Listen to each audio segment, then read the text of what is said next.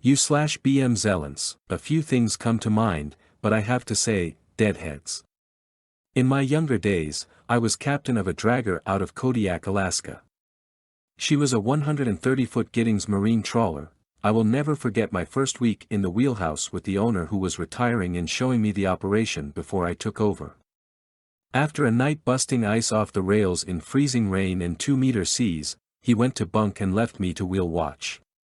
It was clearing up with a medium haze and flat calm waters. Most of the crew was sleeping or hanging out in the galley, so I was alone and the only eyes forward. I'm drinking some nasty Folgers and sucking down a Marlboro Red when I see what looked like an old pier piling. Straight ahead, I kept looking at that spot, and, nope, nothing there. A few seconds later I swear I saw that thing again but only closer, nope, gone again. I thought, shit, I've been up way too long and I'm fucking hallucinating. Then out of nowhere this tree trunk shoots directly up into the sky. This thing had to be 60 foot tall and was about 30 off the bow, dead center. I damn near shit myself. I pushed to port and rubbed the tree with the right side of the bow. We were at a good 14-knot clip, which is fast as hell for an almost fully loaded trawler. Then it shot down and disappeared about midship. I later learned that these are pretty uncommon in the Aleutians, where we were fishing. They're called deadheads, and only 2 of the guys on the boat had seen them before. They float vertically, and bob straight up and down.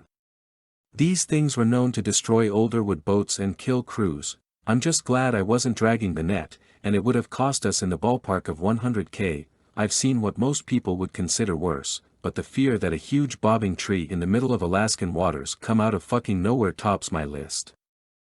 U/Minifer, nothing too extensive like some of the stories here, but I worked as a tuna fisherman for a tiny bit, where I'd spend 3 to 4 weeks out at a time, taking around 3 days of 24-hour travel to get where me and one other person, the captain who was a 5th-generation fisherman, were fishing. So many stories of insane things that I could be here all night. But one was near the end of the season, and we pushed out farther than we should have, over 100 nautical miles, where we had no business being as a 37-foot trawler. And then we're caught in a bad storm. I had barely enough time to, very carefully, board up all of the windows before the boat started scooping, when coming down one of the 12-foot waves.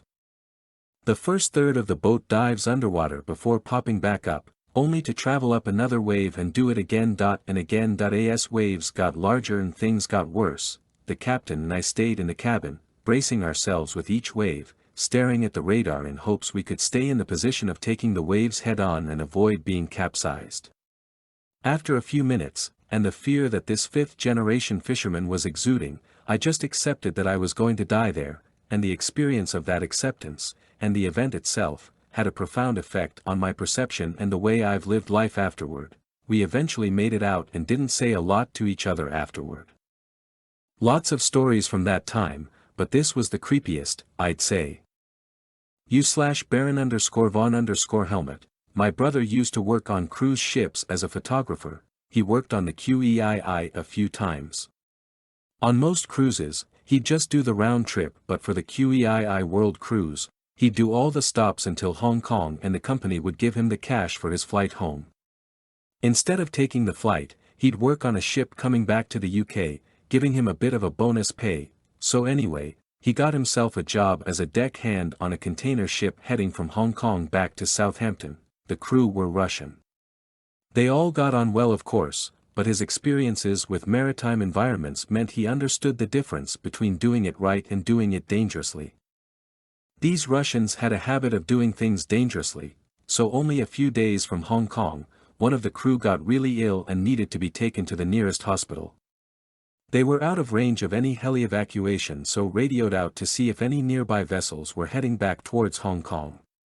There was, and before long they were readying to tether to another ship to get them across via a winch. Well, some of the deckhands weren't very well trained because one of the Russians positioned himself between the mooring line and the side of the ship. Due to the high seas, this shit was flicking about like a mofo.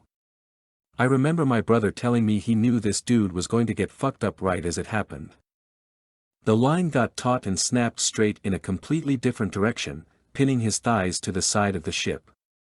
As it continued its journey along the deck, snipped both his legs off like a knife through butter. My brother said it took less than 10 seconds for the light to leave his eyes. It was like someone had slaughtered a whale on the deck. There was so much blood. Ships are dangerous places, especially in high seas.